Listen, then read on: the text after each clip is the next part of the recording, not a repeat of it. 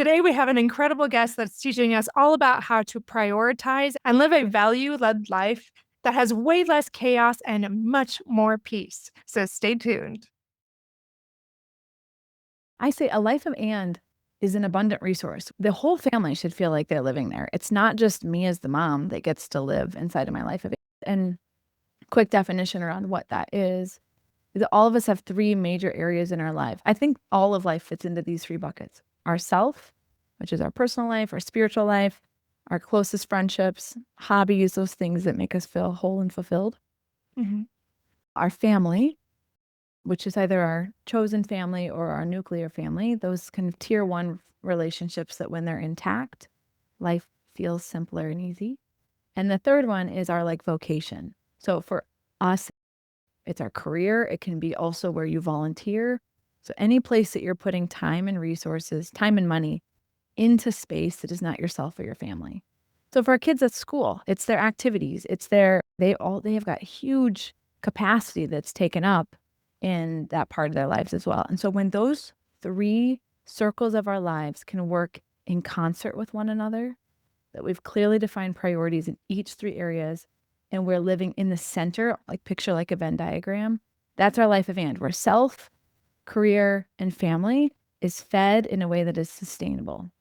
And each of us, my husband has different circles.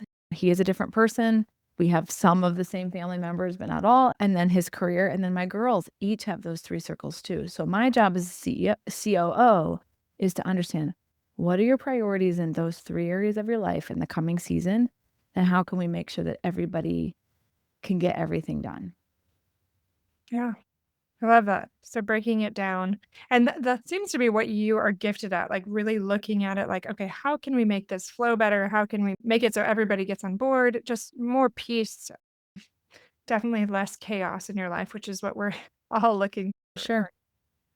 You also mentioned before we started that you talk a lot about balance, and this is essentially talking about balance. Do you mind teaching us a little bit more about different things you suggest when it comes to balancing your life in a way that can be more fulfilling? Yeah. So I think we oftentimes, when we say the word balance, we first go to this concept of time. That if I have a balanced life, that means that I have a perfectly apportioned amount of time for everything I want to do every day of my life. And I think if you've been on planet Earth for any amount of time, you start to understand that is just not possible. That version of balance, it's an illusion. You've got kids that get sick, you've got customers that need you last minute, you've got a night you didn't sleep very well, you've got somebody spilled fingernail polish on the carpet. Now you need 3 hours. There's just stuff that happens that interrupts life every single day. There's maybe 2 days a year that go exactly the way that you planned. It's just a function of living a big, full life is that you're going to be interrupted and it isn't going to go perfectly. So, how do we build a definition of balance on that known truth? And I started to observe my own behavior and said, there can be days that are 20 hours long. And I can get to the end of it and say, wow, I put in a heck of an effort and I feel amazing at the end of it. And life feels totally in balance, even though it just took 20 hours. Like, what in the world is going on? And what I observed is that whenever I was doing things that were wholly aligned to my priorities, what I was seeking to do in the world, and wholly aligned to my values as an individual, who I was seeking to become in the world, whenever all of my day fit totally in that quadrant, then I was 100% on fire and I had a seemingly abundant amount of energy and felt so imbalanced. Because on days when I'm like flying all over, being there for my kids, I'm creating content that's giving me tons of energy. I'm doing calls with women who I know I'm helping. I'm chatting quick with a friend to see if I can do something. I'm cooking dinner for my family, which I love to do. If I'm doing all of those things in quick succession, life feels fluid and effortless because I'm just going from thing to thing that I love. Yeah. It has nothing to do with time. It has everything to do with doing things that are aligned with what I want to do more of in the world, my priorities, and who I want to become more of in the world, my values personally. And whenever I'm in that quadrant, life feels light and I'm crushing and I don't even care how many hours it takes for me. So what about in that case, I really value cultures, travel, like, I just love adventure. And it's a little bit crazy with 5 kids and all of their things, and it feels like different listeners might have other values, same thing, where it's challenging to meet those needs, those values, and do it in a way that doesn't adversely affect other people. What would you say to that? Yeah, so in an ideal world, Mhm. what would that look like for you? Being able to explore and come into contact with other cultures. In an ideal world, that would mean I would probably pretty much exclusively just stay 6 months in an area and travel all around the world. My kids would be homeschooled. Maybe if it's ideal, me even have a nanny help out as I balance my work plus helping them with school. So you'd spend 6 months in another country or some another place. Mm. You take your kids with you, Yeah, our whole family would travel. and you would live more unconventionally in the sense of your kids would be homeschooled and you'd have somebody, like, full-time helping you with everything. Yeah, I'd be like I a digital nomad. Is this something your family like, is this a possibility, or is your family working towards this?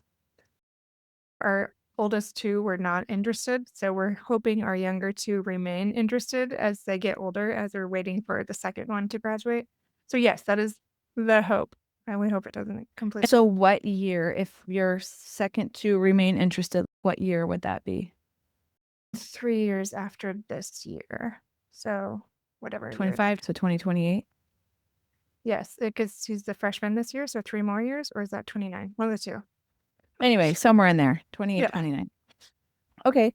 So the question then is, how can you incorporate some version of this into your lives right now as you're testing, experimenting, and planning towards this like kind of big break from your existing life and routines? Yeah, I've thought about this a lot too.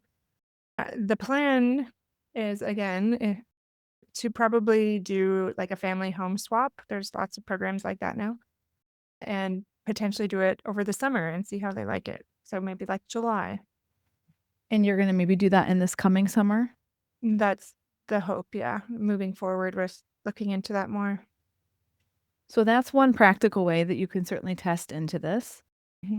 What are ways that you think you could even routinely expose those kids that you want to stay interested in this to other cultures in a way that would help keep their curiosity in their world, like them looking outside instead of what their friends start doing becomes a real gravitational pull Yeah, as uh, somebody who has 2 teenagers? that's a great question. A couple things. We have an exchange student, so that keeps that curiosity that I'm wanting to visit them potentially. Yep. Also, be getting them involved in that planning of like, where would you be interested in going? What would you want to do? How would that look for you if we did leave for several months or half of the year? That type of thing. Yeah, I think them involved in planning. Some other ideas that I have if I was wanting to do this is like, how do I make a list of 10 cultural, unique, like, even, like, culinary experiences within driving distance. Like, we're in Indianapolis, so, like, Chicago probably has some different things. One of my best friends has a son that they adopted from Ethiopia. There's some really immersive dining experiences, with the Ethiopian culture, which they don't use silverware. Yeah. They do everything with their hands. And so even things like that, like, where it was a 3-hour experience and it could just whet this curiosity of let's pick 5 places we think we might want to go. Each of us take one place and do some research on it, and let's go have the cuisine that they serve there, and let's understand what their schooling looks like. Like, have these little parts that you're almost adventuring together as a family. The learning part of it Yeah. could be a way of, like, beginning the adventure now without it feeling like it has to wait for 4 years or until summer. Yeah. No, I love that. Like that baby step in that right direction, continuing that. So you're still living a value well led life, but not necessarily putting it on hold for so long. So I know probably other listeners are like, I don't even know how to do that if I have young babies. Maybe it's not travel. Maybe they want to go back to school. Maybe they want to switch careers and go into something totally different. Yeah. Any tips or ideas you have for people when it just feels like everything's working against them and they don't really have the buy in of other people in their family? I will say I think the worldview of everything is working against me is giving your power away to your environment instead of saying, I am a grown up and I have control over my choices. And so I need to understand that my choices have put me where I am, which means my choices can move me to where I want to go. Because I looked at all kinds of things like I own my business. It's not like I can just walk away from it. It's like, yes, I could. I might not have liked the consequences, but yes, I can. I'm not a victim of that choice. I chose that on my own. And I might not like where some of my performance got me, like when the business wasn't doing well. And I was like so mad at it because I was like, I could have a job right now and it would pay me so much more. And I wouldn't have all this stress and I wouldn't have all this debt and I wouldn't have to work so many hours and I wouldn't have so much responsibility. My options were let go of the ski rope and just be done, and file for bankruptcy and take all of it came with that. That was one option. Option two was sell it for pennies on the dollar and figuring out if I could get something for it. That was another option. Or option three was get to work and figure out if I could make myself, my past self, look smart for having taken all this risk. And it took longer than I wanted it to because you want everything to change in 90 days and it just doesn't. It took like 3 years, which when you're in it feels long, but when you live a life of 100 years, it's very short. To now have an asset that creates passive income for our family, and it's such a blessing. So, yeah, I had to do some things I didn't want to do for a little longer than I wanted to do them to get to the place where I had more options with my time. But I had two choices. One was just to give it up and to I had a personal guarantee on a lease. I had all kinds of consequences that would have come from me being like, I'm out. I'm done right now. But it was an option. I might not have liked the consequences, but it was an option. Yeah. Or the option that I took was work a little harder and a little longer than you want to, which in the moment felt like impossible, but it wasn't. I did it. And I'm so glad I did. So when people are in that spot where I feel like I'm in a prison, it's like you just don't like your options. And sometimes you're at a place in life where you don't like your options, Right. but you are picking one by staying where you are. Just Yeah. be really clear about what you're picking. So that's the first thing that I would say. The other thing that I would say is not everything in life can happen all at the same time. Yeah. When you have made the choice to have children, you've had 5, it sounds like. 4 and then an exchange student. Okay. And I have 4 bio kids. So I've had 4 babies. It's like when you're in the first 12 months postpartum, the idea of starting anything new in life is insane. Unless you have the money, if you have the resources for a night nurse, a full-time nanny, and I don't know, like an au pair as well, then knock yourself out. We did not have the financial wherewithal for that kind of help. And so when I was in seasons of I just had a baby, I had to throttle back the things I wanted to do because I chose something else, which was have a baby. You know what I mean? And we get mad at life for these natural consequences of our time instead of owning that just needs to go on my not now list right now. Pickleball is all the rage. I had my last daughter at 40, and so I'm 45. Many of my friends who had their kids young because we're in the Midwest, their kids are like both in high school, potentially both driving. It's a very different existence than me having a 5-year-old who has not yet started school. That is a context reality for my time. Pickleball is still on my not now list, and it is fully on my now list for some of my friends. We're the same age, but we have different contexts. And so we have to understand the fact that we have 4 kids and some of my friends have 2. I have 100% more children than they have. Yeah. Guess what? There's different context. I have businesses that I'm invested in and that I run. That's different context. And so we look at people who are in different stages or different contexts and get mad that we can't do the same things.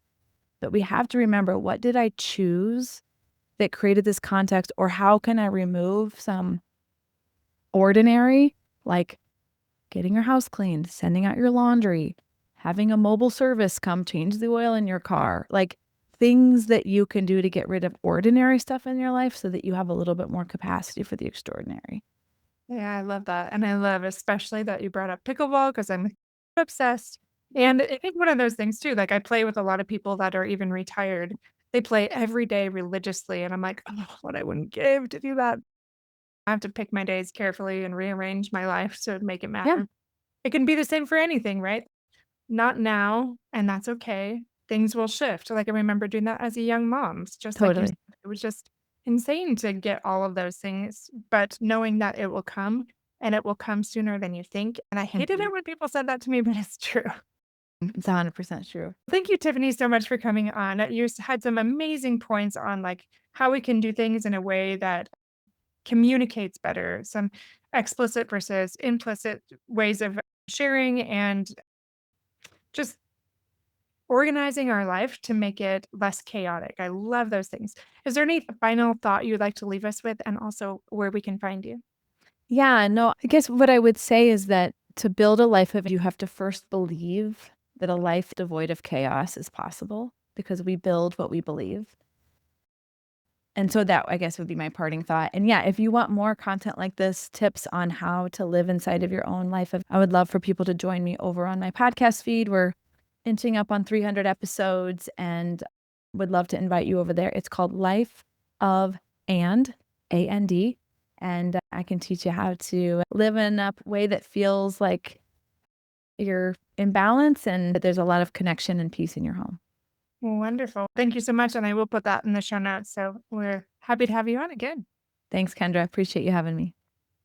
Hey, friends, I'll see you back here every Monday with new episodes. Don't forget, we switched it up a little bit this year where we are doing more coaching calls. We're doing more podcast guests. We're having more discussions about how to take our personal life and fulfillment to the next level so we can really thrive when it feels stupid hard. So stay tuned.